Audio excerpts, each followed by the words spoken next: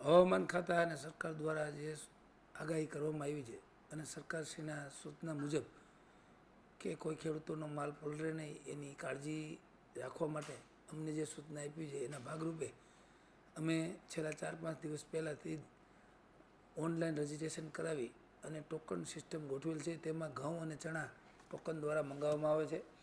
બાકીની જે જણસીઓ કપાસ, મગફળી, જીરું, ધાણા, સોયાબીન અને સિંગફાળા અને અન્ય જણસીઓ રોજે રોજ મેસેજ દ્વારા જાણ કરી અને મંગાવવામાં આવે છે.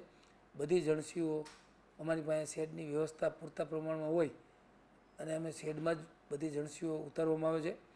ખેડૂતોને પણ વિનંતી કરું છું કે યાર્ડ દ્વારા જે પણ સૂચના મળે એ પ્રમાણે માલ તાલપત્રી ઢાંકી અને યાર્ડે લઈ આવો અને વેપારીઓ દ્વારા એમને જણસી હરાજી દ્વારા હરાજી પૂરી થાય અને માલ એમનો જોખાય અને બારદાન ભરાઈ જાય તો એમને એમનો માલ સમયસર લોડિંગ કરી લેવો, જેથી કરીને વાછટથી કે વરસાદથી માલ બગડે નહીં.